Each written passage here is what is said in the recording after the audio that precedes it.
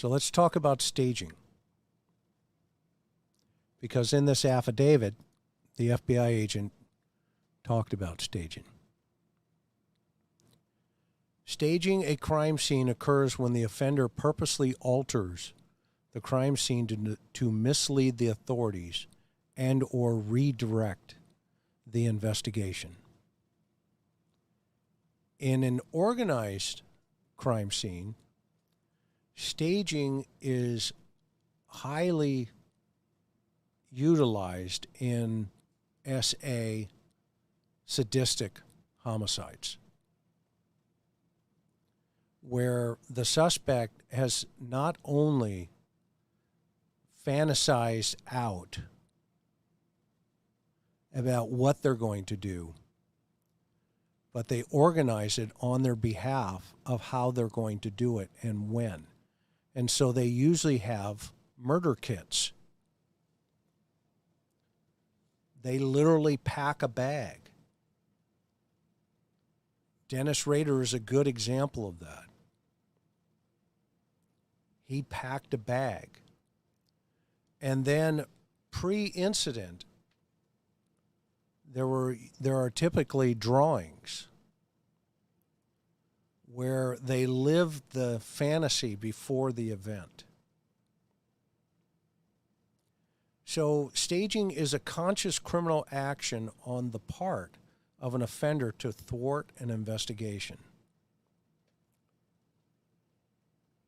So the offender consciously makes a decision post-incident to throw the cops off or the authorities. And so it's important that everybody remember that things are not always what they appear to be. There could be indications of staging, but it doesn't necessarily mean it's connected to the totality of the crime and the behavioral thought process of the offender, of the psychopath. He could have moved the bodies to make it appear that it was a much more sophisticated offender.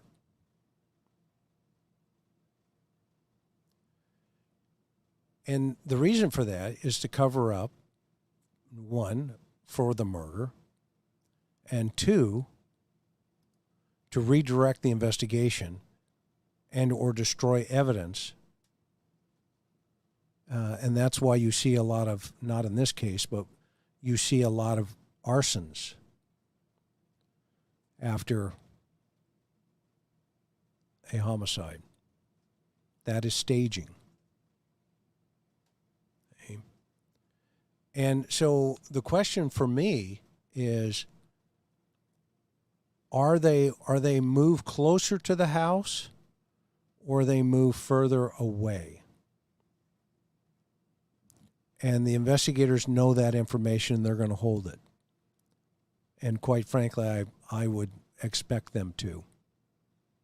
And I'm not going to guess.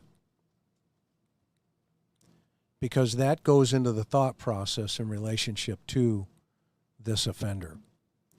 But what's interesting is they put the victims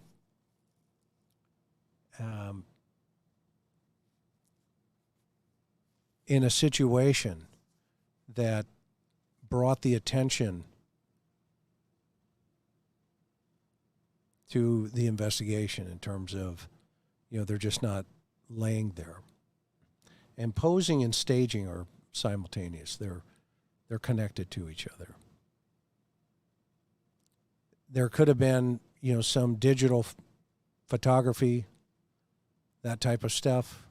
We don't know yet.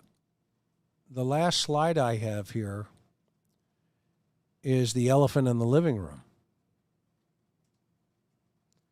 And the voice analysis, comparisons and all of that, the investigators, have done an amazing job keeping it close. But in this search warrant, the purpose of it was to identify computers and forensics evidence.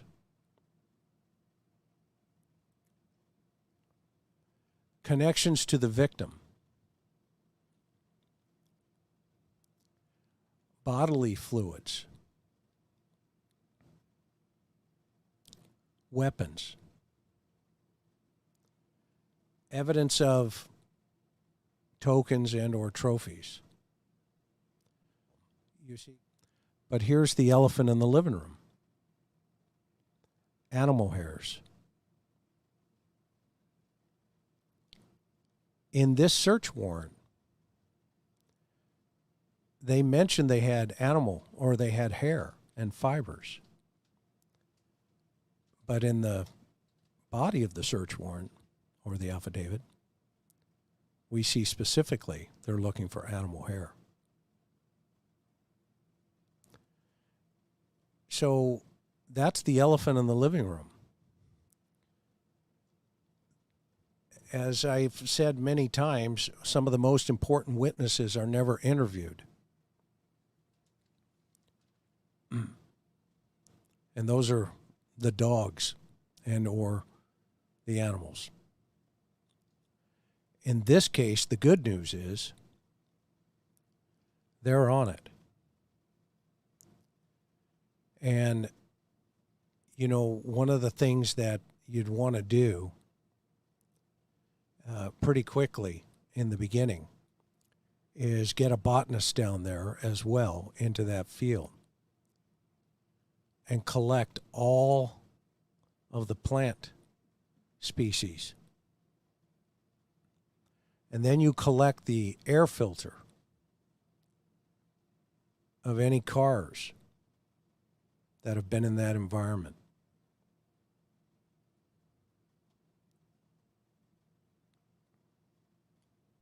Because you can match those pollens